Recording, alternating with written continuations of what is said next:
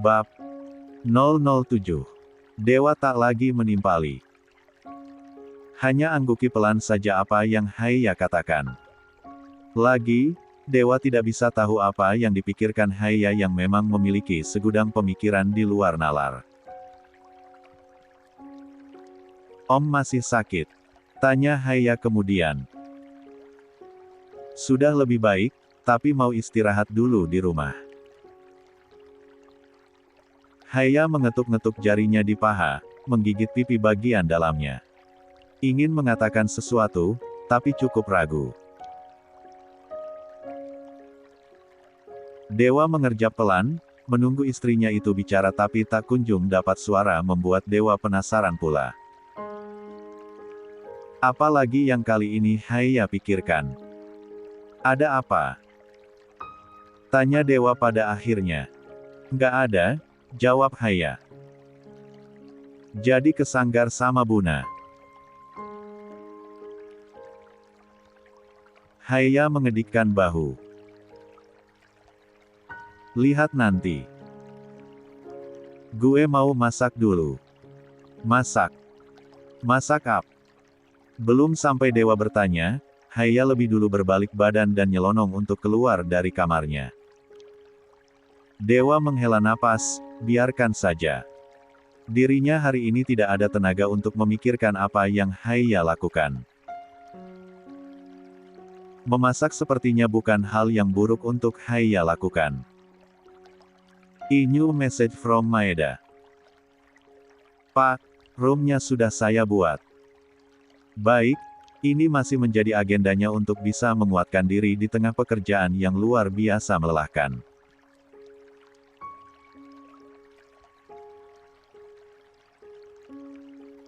Siapa bilang menjadi tenaga pengajar di perguruan tinggi hanya bisa meng-ghosting mahasiswa?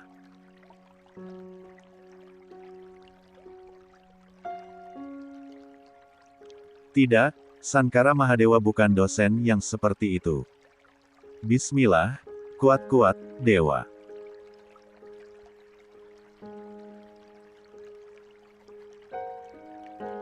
Dewa balas pesan untuk anak didiknya, menunggu beberapa saat dan mempersiapkan kelas.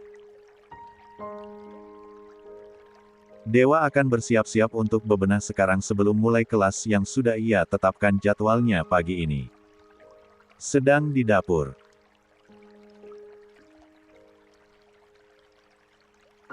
Haiya sibuk merecoki Bi Vivi yang tengah membuat sarapan.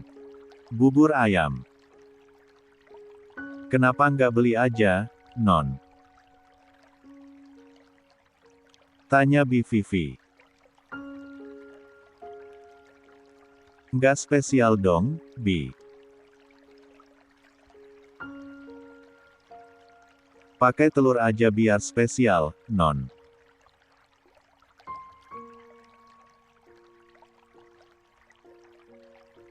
Haiya berdecak pelan, menggembungkan pipi dan mengambil pisau yang ada di meja, memainkannya dengan mengetuk-ngetukkan pisau itu pada meja. Buat permintaan maaf Haiya sama Om Dewa.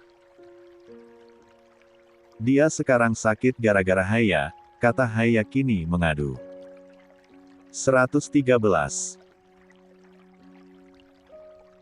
Dengan Bi Vivi. Oh, jadi Non Haiya mau buatin bubur ayam buat Den Dewa. Haiya mengangguk lemah.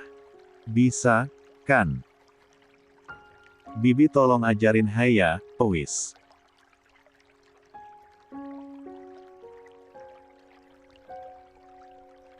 Bi Vivi tersenyum canggung, baiklah, dirinya memang sudah lama menjadi asisten rumah tangga keluarga Sankara Mahadewa.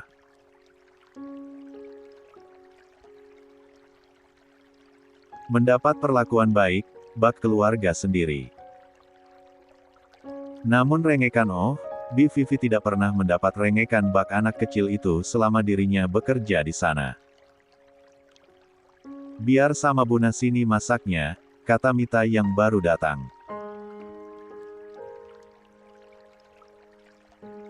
Haiya mau masakin Dewa, kan? Dia suka bubur ayam kok. Kalau sakit sukanya memang makan bubur.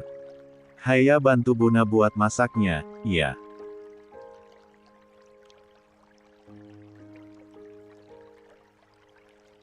Haya menoleh spontan, senyumnya mengembang sempurna, mengangguk dengan semangat. Oh, ini akan jadi hari pertama dirinya masak bubur ayam. Tidak pernah seumur hidup Haya membayangkan akan se-happy ini hanya perkara bubur ayam. Cimol mau Haya kembalikan ke rumah? Tanya Mita sembari mengambil beras. Iya, Haya nggak mau nanti Om Mamas jadi tambah sakit kalau Cimol tetap di sini, jawab Haya. Padahal Buna suka sama Cimol. Dia lucu. Cuma kalau memang Haya mau kembalikan Cimol, nanti Buna antar sekalian kita ke sanggar, gimana? Haya jadi ikut, kan? Jadi. Terima kasih, Buna. Sama-sama, sayang. Mita tersenyum hangat. Tolong ini berasnya dicuci dulu. Dan agenda pagi hari itu, menyibukkan Haya dengan acara memasak bubur ayam. Ternyata cukup seru, tidak ada masalah berarti karena Haya memasak sesuai dengan arahan Mita.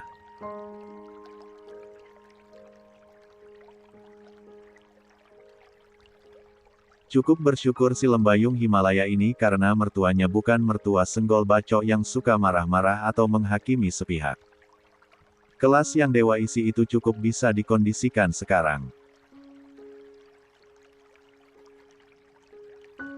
Sekalipun melalui Zoom, Dewa bisa melakukan pembelajaran dengan baik.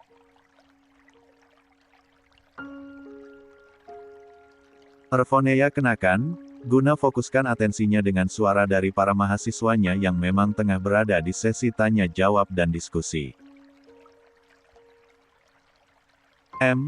Bisa diterima.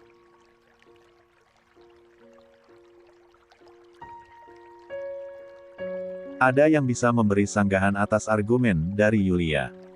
Ujar Dewa kemudian terbatuk pelan.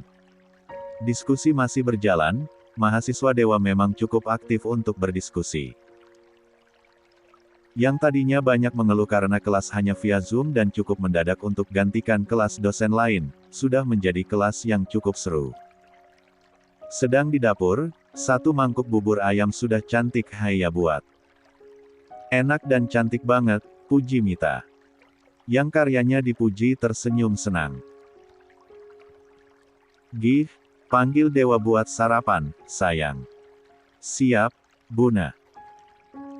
Dan dengan semangat itu Haya kini dengan riang menuju kamar, tapi langkahnya terhenti saat Cimol keluar dari kamar yang semalam Bibi tempatkan Cimol di sana.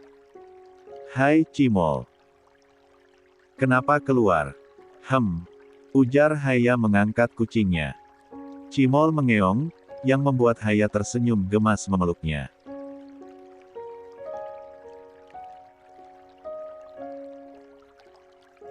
Kita panggil Om, Mamas maksudnya, kata Haya melirihkan nada terakhir saat melihat Mita kini memasuki ruang tengah.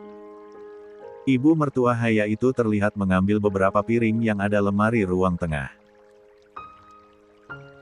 Khas ibu-ibu yang 114.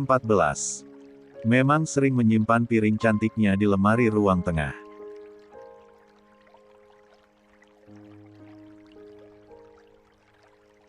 Agaknya selain untuk makan, piring itu juga berfungsi sebagai pajangan mempercantik ruangan.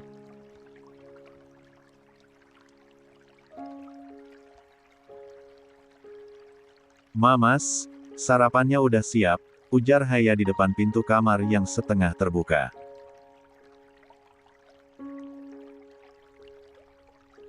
Menurunkan Cimol, yang kini sibuk di kaki Haya. Mamas. Ingin masuk, tapi Cimol masih ada di sana. Haya takut jika Cimol kembali berikan efek yang buruk pada Dewa. Namun ditunggu tidak ada sahutan seperti biasa.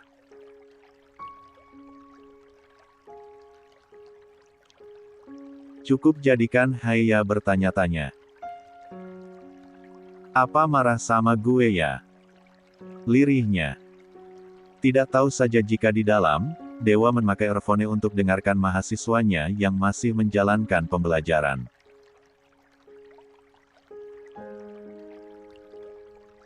Iya kayaknya marah deh, kata Haya mengambil kesimpulan. Haya menggembungkan pipi, memandang Cimol yang kembali mengeong. Aku masuk dulu ya, kamu tetap di sini. Seolah mengerti, Cimol langsung duduk memandang Haya. Tak seperti tadi yang sibuk untuk mengusal di kakinya. Haya melirik ke arah Mita, masih mengambil beberapa piring di ruang tengah.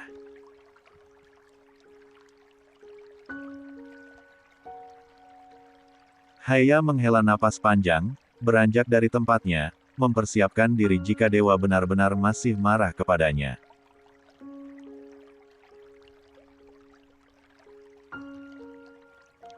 Dengan cepat Haya memikirkan sesuatu, supaya marah yang terpikir itu hilang tak menghampirnya saat masuk kamar. Mamas sayang. Dewa mengernyit samar saat mahasiswanya itu kini tertawa sekarang. Oh, Pak Dewa so sweet. Bidadarinya En muncul. Si paling mamas, Pak Dewa cie. Dewa semakin bingung, lepas satu earphone-nya. Apa yang? Mamas. Dewa menoleh ke belakang. Melihat Haya yang ini mematung di depan pintu yang terbuka, mengerjap pelan kepadanya. Dewa terkejut, tentu saja. Dari earphone-nya yang satu masih Dewa dengar suara cie-cie itu dari mahasiswanya.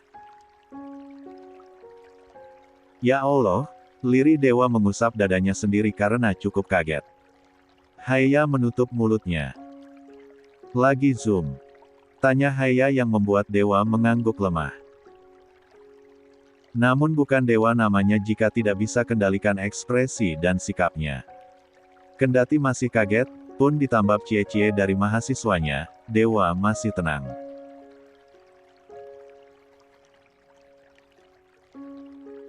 Dewa turunkan layar laptopnya, membuat mahasiswanya kini tak bisa melihat ke arahnya dan hanya bisa melihat tombol kecil di ujung keyboard yang menyala sesekali.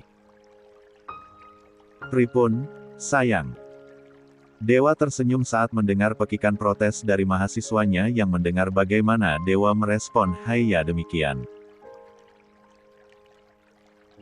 Tidak masalah. Memang sengaja beri luka pada mahasiswa budak tugas yang tidak tahu masalah cinta. Kasihan. 115. Haya berdehem pelan, menggeleng lemah.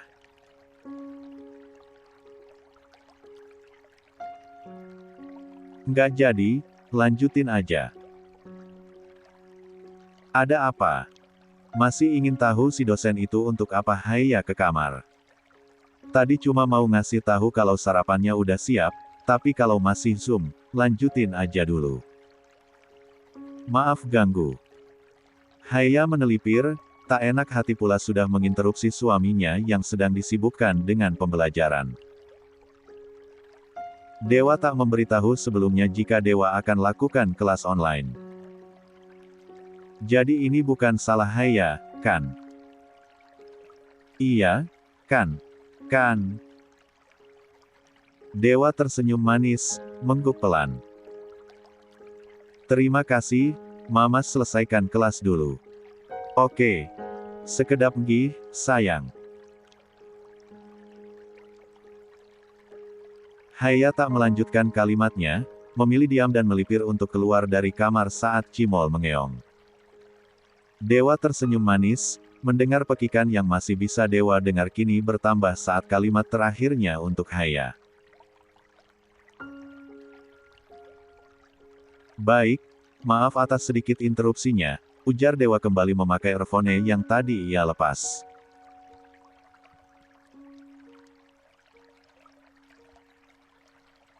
Istri saya tadi nggak tahu kalau saya lagi Zoom.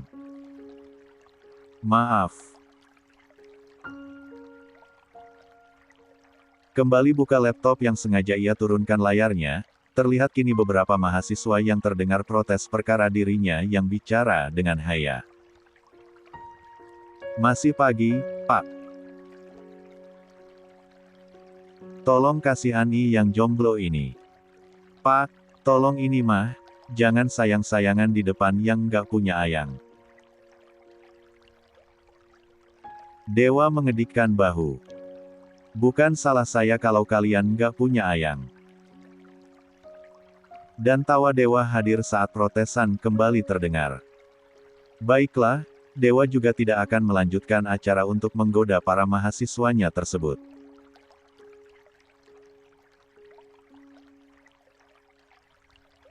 Pembelajaran tetaplah diteruskan, meski tadi sempat diinterupsi dan ada protesan perkara pembahasan jomblo oleh Dewa. Kita teruskan yang tadi, tolong fokus semuanya. Dan ya, tidak ada yang berani untuk kembali membahas kejombloan. Pembelajaran mereka terus dilanjutkan. Kendati sembari menyimak bagaimana mahasiswanya tengah berdiskusi, senyum Dewa terbit dengan samar. Tidak, bukan karena hal yang dibahas oleh mahasiswanya, melainkan mengingat Haya. Sedang yang tadi sempat menerobos masuk kamar, terlihat menyender di pintu setelah tadi menutupnya. Wajah Haya memerah. Astagfirullah, nggak baik banget buat kesehatan jantung gue, gumam Haya. Yang ada gue bisa punya jantung lemah kalau tiap hari begini. Haya menarik napas panjang, lirik Cimol yang masih duduk di tempatnya, memandangnya seolah seperti bertanya penasaran dengan kepala yang kini ia miringkan, mengeong seolah bertanya. It's okay, Cimol. Aku nggak apa-apa. Haya mengangkat Cimol. Kamu mau makan? Abis itu tunggu aku ya, kita bakal pulang ke rumah Momi. I'm sorry, tapi Om Dewa nggak bisa sama lo terus-terusan. Dia sakit. 116. Cimol kembali mengeong, dusal kepalanya ke lengan Haya, yang membuat si empu mengusap lembut kepala Cimol. Tenang, aku bakal sering kunjungin kamu kok. Sekarang kamu sarapan dulu, oke? Let's gaur. Dengan riang Haya berjalan menuju ruang yang menjadi tempat Cimol tidur semalam.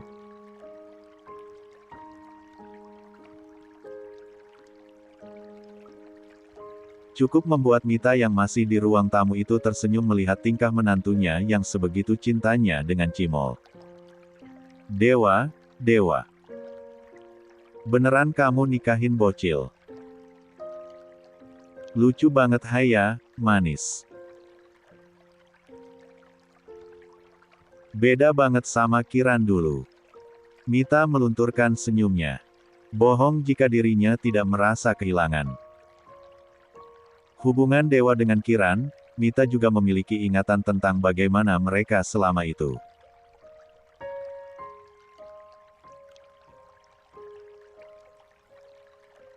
Kendati ada sebuah kekesalan, karena anaknya serasa dipermainkan karena tidak adanya kepastian dari Kiran.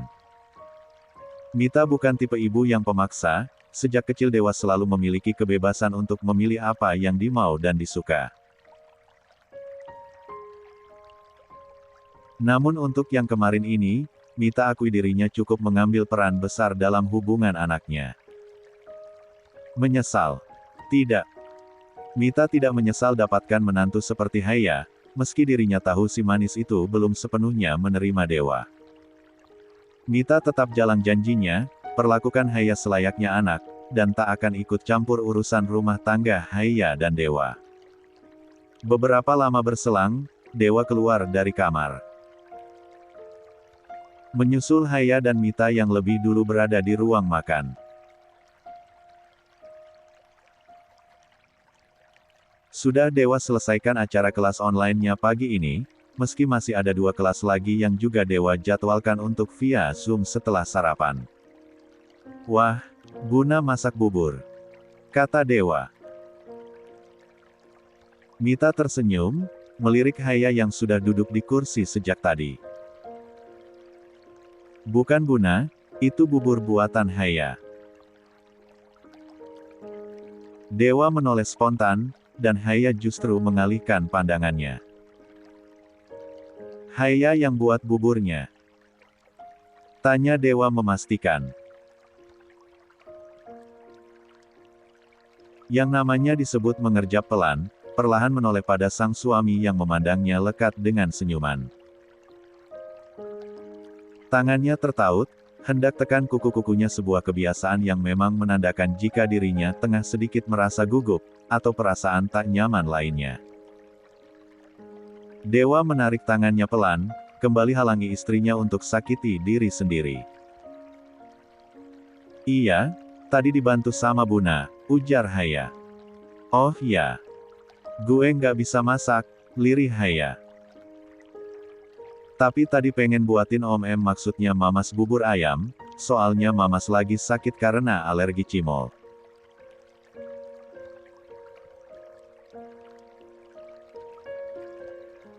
Dewa masih diam, tapi senyumnya terbit dengan samar.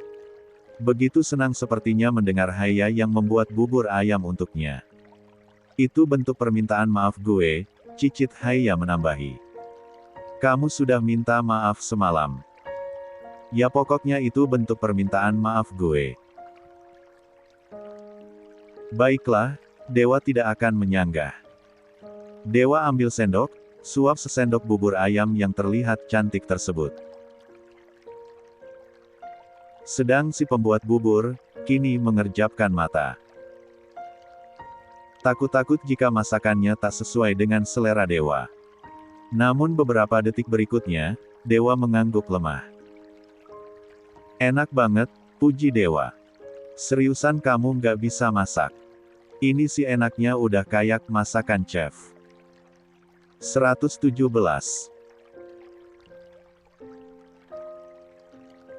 Sedang yang dipuji matanya berbinar senang. Cukup jadikan Dewa takjub, seolah benar ada yang berikan kelap-kelip di kedua netra Haya, seolah seluruh bintang di angkasa ramai-ramai hadir di sana.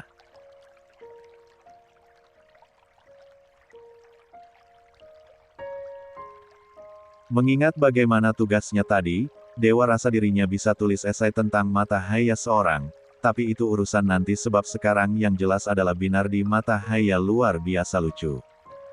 Beneran. Iya, enak banget.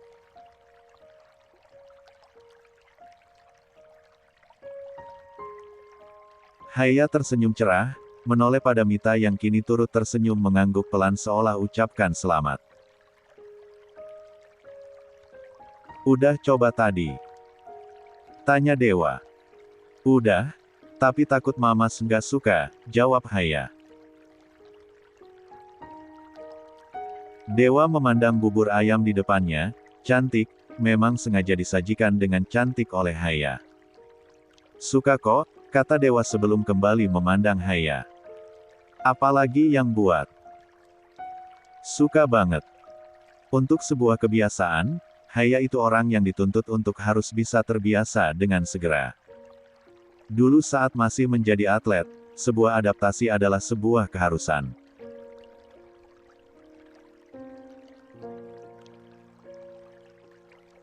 Adaptasi dengan lapangan, adaptasi dengan partner, adaptasi dengan permainan lawan, adaptasi dengan tempo.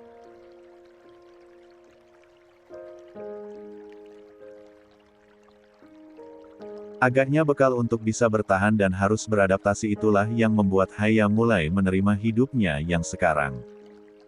Ya, meski tidak sepenuhnya. Dia masih belum tidur bersama dengan Dewa. Belum bisa bicara dengan frasa yang lebih baik.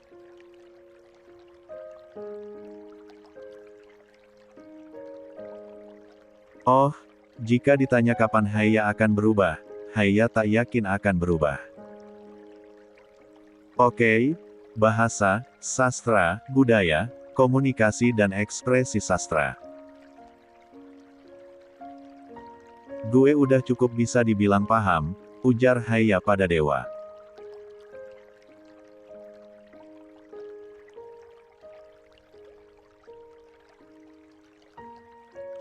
Berselang 2 bulan lebih hampir 3 bulan dari Haiya yang mengatakan jika dirinya akan kuliah, Haiya benar-benar belajar dengan suaminya tentang apa-apa saja yang dipelajari di Fakultas Sastra. Tidak memiliki basic seperti dirinya yang memiliki kemampuan badminton, Haiya benar-benar memulai dari awal.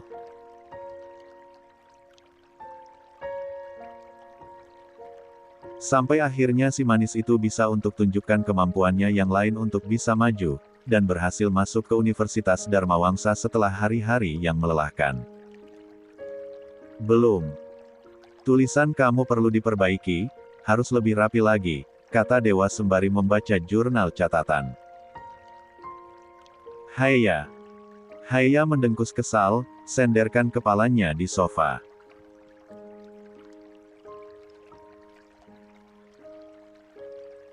Mereka tengah duduk di lantai, ngomong-ngomong.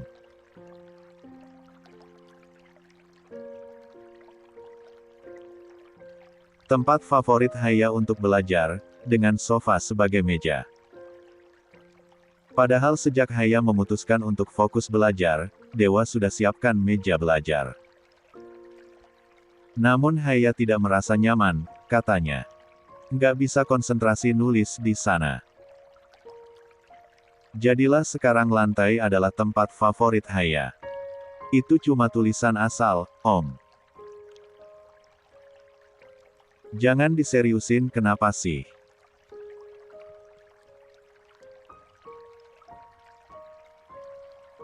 Heran banget apa-apa serius, kata Haiya memainkan pena. Dewa meliriknya, benarkan kacamata.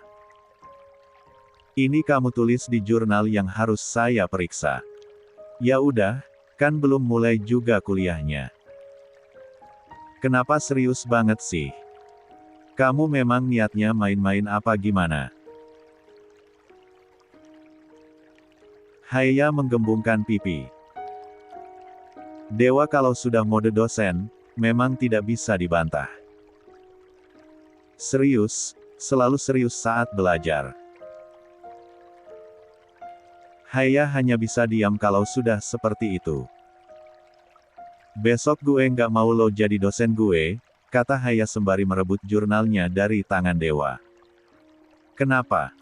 Malesin, jelek, serius mulu.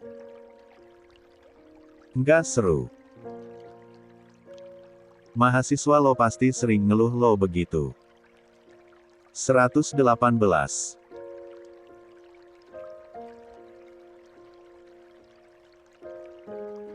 Dewa mengerjap pelan, mengingat apakah dirinya pernah mendapat keluhan atau setidaknya mendengar gosip buruk tentang dirinya, dan setelah beberapa lama terdiam dan membiarkan Haiya mencoret-coret jurnal, Dewa menggeleng lemah.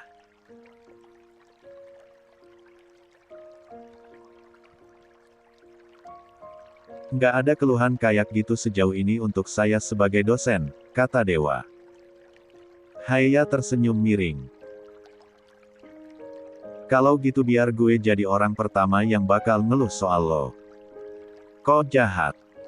Biarin. Sahut Haiya.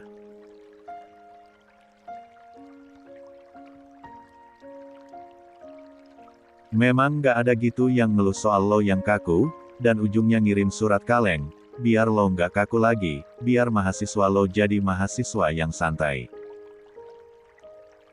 Dewa mengerutkan hidung. Surat kaleng itu kayak gimana? Haiya berdecak pelan. Surat ancaman. Dewa kembali terdiam, keningnya berkerut samar tanda dirinya tengah berpikir mengingat sesuatu. Surat kaleng, surat ancaman. Beberapa saat kemudian Dewa menggeleng lemah. Nggak ada, jawab Dewa. Berarti mahasiswa lo itu kurang. Kalau surat cinta banyak.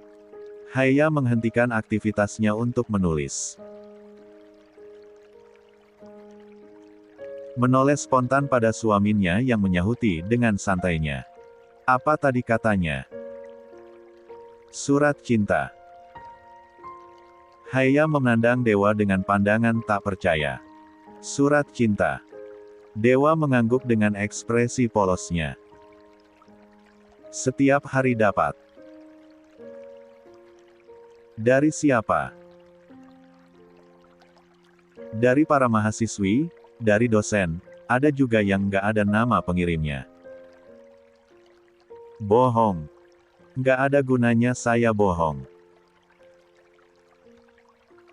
Masih saya simpan kok di loker dosen, kamu mau lihat? Besok saya kasih tunjuk kalau kamu mau baca. Nggak. Seru Haiya. Ngapain sih lo simpan begituan? Nggak mau tahu, pokoknya besok lo buang semuanya. Nggak boleh ada yang disimpan, kalau sampai ada yang lo simpan, gue bakal aduin ke Buna. Bodoh amat, gue bakal minta Buna usir lo dari rumah. Dewa tertawa pelan. Hobinya bertambah. Membuat Haiya marah dan berakhir dengan ngomel. Ekspresi lembayung Himalaya itu sangat lucu saat kesal seperti ini. Bukannya takut, tapi justru membuat orang yang melihatnya malah jadi gemas. Oh, tapi lain cerita jika memang marah dan serius.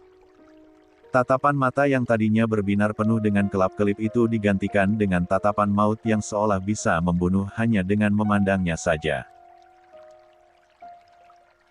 Besok saya bakal buang semuanya, kata Dewa. Nggak boleh ada yang ketinggalan, awas aja. Gih, sayang. Haiya berdeci pelan, biarkan Dewa usap lembut kepalanya. Anak bungsu, jiwanya memang bermanja. Haiya tidak keberatan dengan usapan yang sering Dewa lakukan.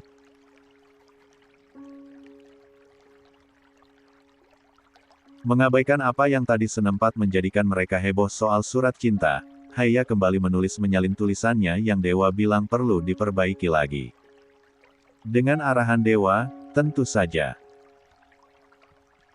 Suaminya itu tidak beranjak dan tetap menyimak. Sampai beberapa menit berlalu, jurnal itu akhirnya selesai. Selesai. Sekarang tidur, jangan begadang. Besok berangkat pagi, nggak boleh telat, ujar Dewa. 119. Haiya merinding. Besok hari di mana dirinya akan berangkat ke kampus sebagai mahasiswi baru.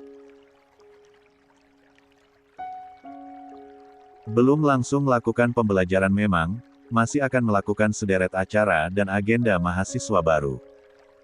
Berangkatnya sama lo, kan? Cicit Haiya. Maunya gimana? Haiya menggembungkan pipi. Gue sebenarnya takut. Takut apa? Takut kalau gue dikira pakai orang dalam buat kuliah di Dharma Wangsa, mentang-mentang gue nikah sama dosen di sana. Dewa tertawa pelan. Sudah saya bilang, saya bukan orang dalam.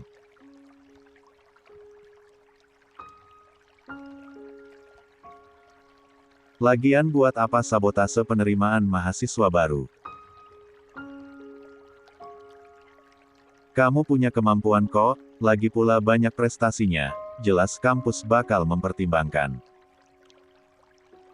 Tapi gue telat nanti teman gue pasti lebih muda semua. Bocil-bocil. Kamu juga bocil, jangan ngomongin orang lain bocil. Dengar, Haiya. Dewa menyahuti, tangkup kedua pipi Haiya, sukses membuat Haiya yang tadi hendak ngomel itu mengerjap pelan memandangnya. Diam, kunci mulutnya.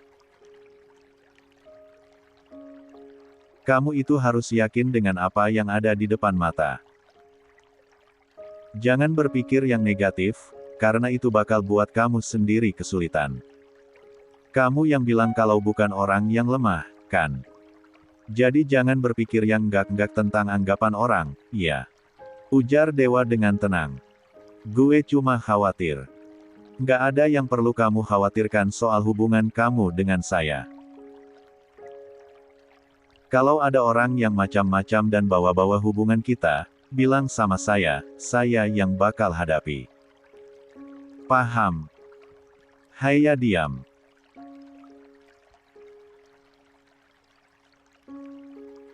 Kali ini dewa terlihat serius dengan ucapannya.